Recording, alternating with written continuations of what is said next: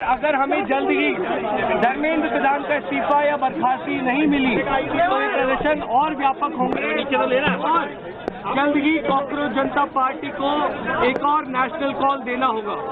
हम उम्मीद करते हैं कि सरकार जल्द से जल्द धर्मेंद्र प्रधान को बर्खास्त करेगी या वो इस्तीफा देंगे और इस मामले को हमें कंक्लूजन की ओर लेकर जा पाएंगे। बहुत बहुत बड़ी जीत हुई है युवाओं की, बहुत बहुत बड़ी जीत हुई है संविधान की, इस लोकतंत्र की। ये युवाओं का पावर है और हम सरकार में, प्रशासन में सारे लोगों को बोल देना चाहते हैं, do not mess with the young generation. हमारा ताकत है ये, हमारा यूनिटी ताकत है। हिंदू मुस्लिम राजनीति छोड़ दीजिए। आपको चेतावनी है, एक इंसान का यहाँ पे इस्तीफा हुआ है। अगर आपने अपनी गंदी राजनीति नहीं छोड़ी, जवाबदेही और ट्रांसपेरेंसी में नहीं लाया, तो हम लोग किसी का रेजिग्नेशन नहीं छोड़ेंगे। तो बहुत कॉकरोच जनता पार्टी के सपोर्टर्स और प्रोटेस्टर्स से अपील करते हैं कि वो पीसफुली विड्रॉ करें।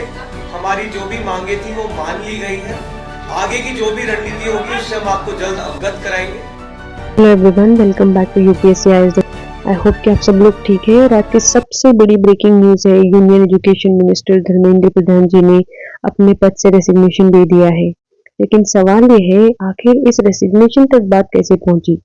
ये सिर्फ एक रेसिग्नेशन की कहानी नहीं है, ये कहानी है एक स्टूडेंट मूवमेंट की, नीट कंट्रोवर्सी की, जंतर मंतर के प्रोटेस्ट की, गवर्नमेंट के साथ टॉक्स की और आखिर में एजुकेशन मिनिस्टर के रेसिग्नेशन की। तो चलिए पूरी स्टोरी को क्रोनोलॉजिकल ऑर्डर में समझते हैं। तो आप क्रोनोलॉजी समझ लीजिए। पहले मूवमेंट की शुरुआत कैसे हुई? इस मूवमेंट की शुरुआत एक कंट्रोवर्शियल पब्लिक रिमार्क के बाद। Like cockroaches, they don't get any employment, they don't have any place in profession. Some of them become media, some of them become social media, some of them become RTI activists, some of become another activists, and they start attacking everyone. And you people file contempt petition because High Court is not taking up the matter of as if there are already parasites in society who attack you people, you attack the system, and you want to join hands with them. इसके बाद social activist Abhijit तिक्के ने एक सैटारिकल campaign शुरू किया जिसका नाम था cockroach जनता party यानी सीजेपी। कॉकरोच शब्द को स्टूडेंट्स और सपोर्टर ने अपनी बेइज्जती नहीं बल्कि हिम्मत और रेजिलियंस का सिंबल बना दिया। शुरुआत में एक ऑनलाइन कैंपेन लग रहा था, सिंबल कैंपेन लग रहा था, लेकिन धीरे धीरे ये movement exam paper leak, youth unemployment और एजुकेशन रिफॉर्म्स जैसे मुद्दों की आवाज बन गया। फिर होता है फेज 2 नीट कंट्रोवर्सी। इसी दौरान नीट यूजी 2026 को लेकर पेपर लीक और एग्जामिनेशन इरेगुलरिटीज के एलिगेशन सामने आए। कई स्टूडेंट्स और पेरेंट्स ने एग्जाम की ट्रांसपेरेंसी और फेयरनेस पे सवाल उठाया। धीरे धीरे देश भर में स्टूडेंट्स दिल्ली की जंतर मंतर पहुंचने लगे। हर दिन स्टूडेंट्स की संख्या बढ़ती गई और मूवमेंट नेशनल लेवल पर पहुंच गया। फिर मूवमेंट को एक नया मोड़ तब मिला जब एनवायरमेंटल एक्टिविस्ट सोनम वांगचुक जी स्टूडेंट के सपोर्ट में जंतर मंतर पहुंचते हैं। उन्होंने स्टूडेंट की डिमांड की सपोर्ट में हंगर स्ट्राइक शुरू कर दी।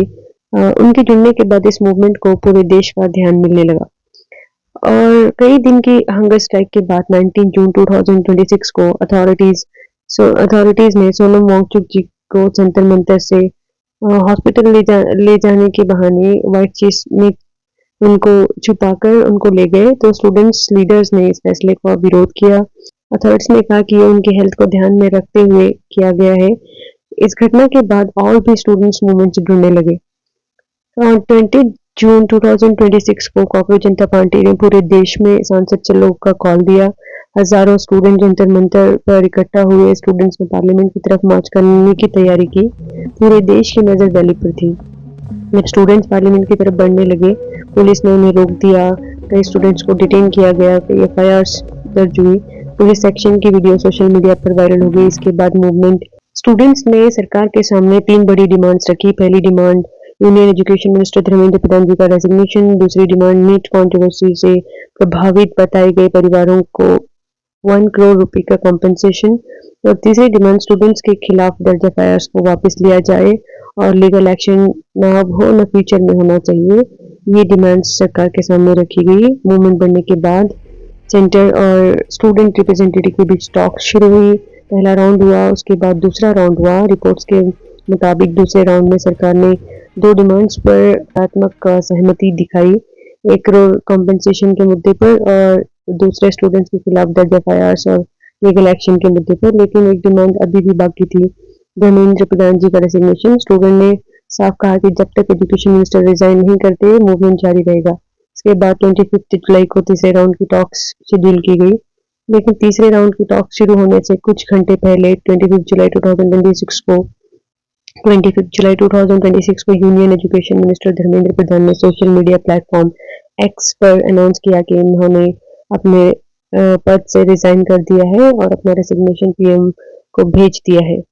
अपने रेसिग्नेशन लेटर में उन्होंने लिखा कि वो स्टूडेंट के फ्यूचर को ध्यान में रखते हुए देश में शांति बनाए रखने के लिए और किसी भी तरह की स्थिति का गलत फायदा न उठाया जा सके, इसलिए अपने पद से इस्तीफा दे रहे हैं।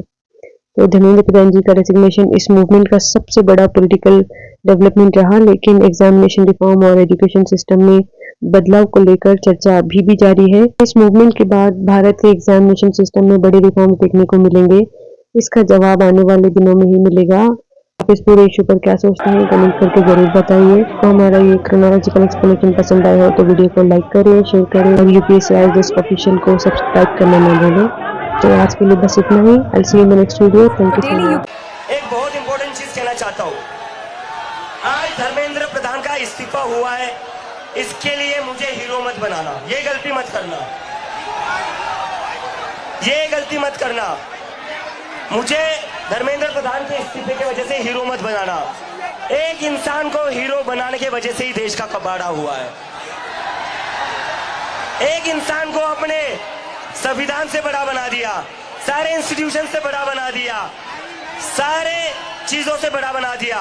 जब आप एक इंसान को मुद्दे से बड़ा बनाते, इंस्टीट्यूशन से बड़ा बनाते, संविधान से बड़ा बनाते, तो वो इंसान देश का कबाड़ा ही करेगा। तो मुझे कोई भी हीरो नहीं बनाएगा। नारे लगेंगे।